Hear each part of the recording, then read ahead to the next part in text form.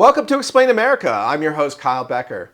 It's official. Adam Schiff is in hot water. And this guy, well, he has been swimming in it like a shark for a long time. But, you know, the boiling temperature, it's getting up there, and this guy is about to get burned. But before we get into this story, please like, share, and comment Explain America. Join us. We appreciate your support for common sense journalism. Now, Adam Schiff, it appears he's been the target of a whistleblower complaint from a former Democrat House intelligence official who knows Adam Schiff, apparently, and has issued a damning transcript that was declassified and released by FBI Director Kash Patel. And in this transcript, in the FD 302 form that the FBI's take for witness testimony, it apparently runs through and says that Schiff was urging staffers to release classified information with the goal of indicting Trump and removing him from office. That's right, Schiff appears to be on the record urging a coup. Well, this is blowing up long-running claims that Schiff greenlit the leaking of classified intel to fuel the Trump-Russia hoax.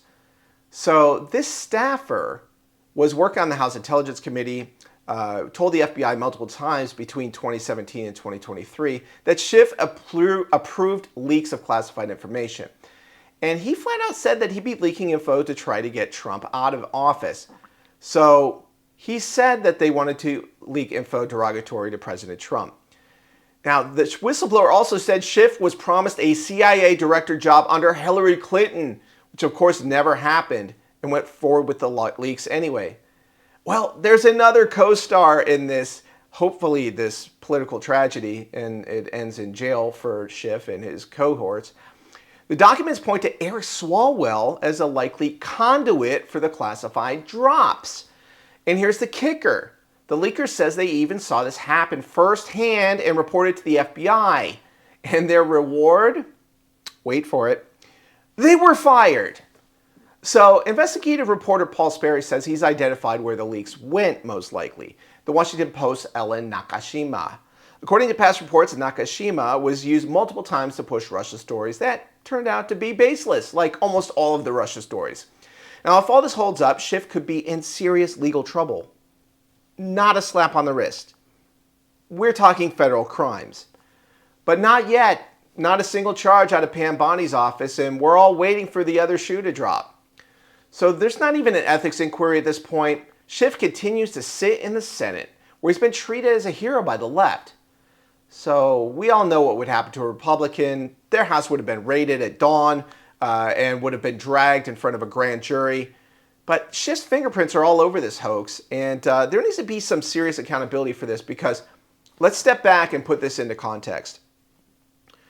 If this whistleblower's complaint is true, and I've seen legal analysts talk about this, this is not me talking, it's not me talking as a lawyer, somebody who's been around and seen plenty of politicians charged with crimes. Schiff violated federal law, if this complaint is accurate. And the great thing about this leak, if it is Ellen Nakashima at the Post, if it was Swalwell, we can get the digital fingerprints. And guess who runs the Department of National Intelligence now? That would be Tulsi Gabbard. And the Trump administration also runs the National Security Agency and the FBI under Kash Patel, who is no big fan of Adam Schiff. So if there are digital fingerprints to be found, they're probably going to find them.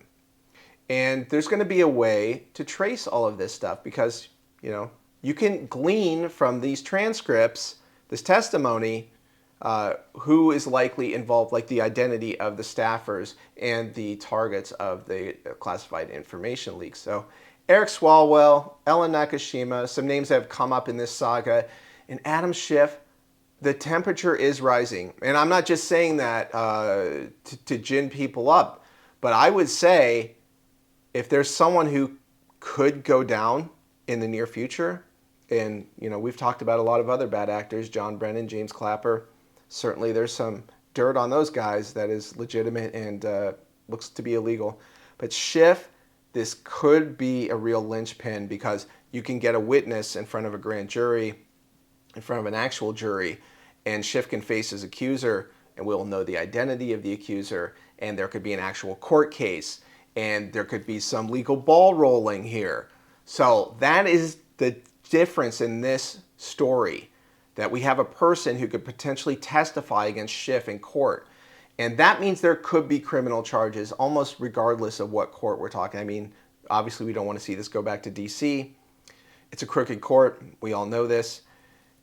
If it was in a legal court where it's up to snuff, Schiff could be going down. He might go to prison for real. So this has been Kyle Becker with Explain America. Please like, share, and comment.